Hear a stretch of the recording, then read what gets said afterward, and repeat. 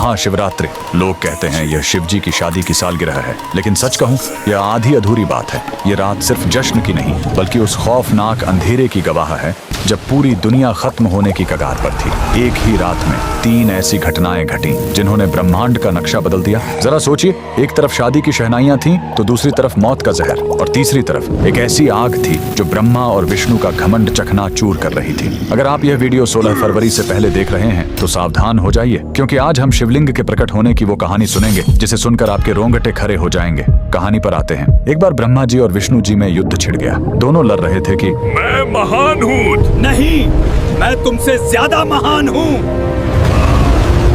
उनका यह घमंड जब दुनिया का संतुलन बिगाड़ने लगा, तब अचानक उनके बीच एक विशाल अनंत अग्नि स्तंभ प्रकट हुआ। वह आग का एक ऐसा खंभा था जिसका न कोई शुरुआत था न अंत। उस स्तंभ से एक भारी आवाज आई, जो मेरे आखिरी सिरे को खोज लेगा वही महान होगा।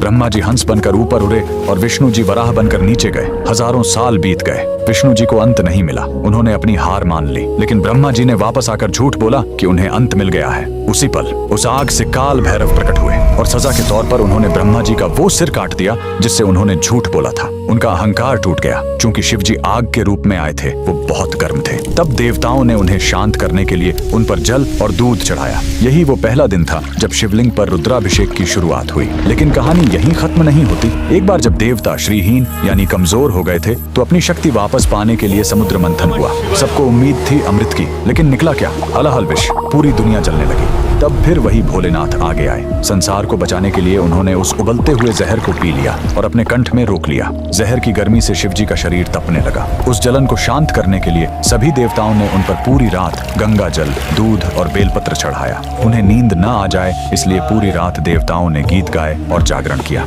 यही वजह है कि महाशिवरात्रि पर हम पूरी रात जागते हैं। लेकिन रुको, यह रात इतनी डरावनी भी नहीं है। इसी रात प्रेम की जीत भी हुई थी। जब माता सती ने अपने प्राण त्यागे थे तो शिव जी पूरी तरह टूट गए थे। वो वैरागी बन गए, दुनिया छोड़कर समाधि में चले गए। तब माता सती ने पार्वती के रूप में जन्म लिया। उन्होंने हजारों साल तक कठोर तपस्या की, सिर्फ अपने शिव को वापस पाने के लिए। आखिरकार भोलेनाथ पिघले। इसी महाशिवरात्रि की रात वो वैरागी फिर से दूल्हा बना और शिव शक्ति का मिलन हुआ। तो इस 16 फरवरी जब आप शिवलिंग पर लौटा भर जल चढ़ाएं तो याद रखिएगा, आप उस आग को शांत कर रहे हैं और उस जहर के दर्द को कम कर रहे हैं। कमेंट में लिखें हर हर महादेव।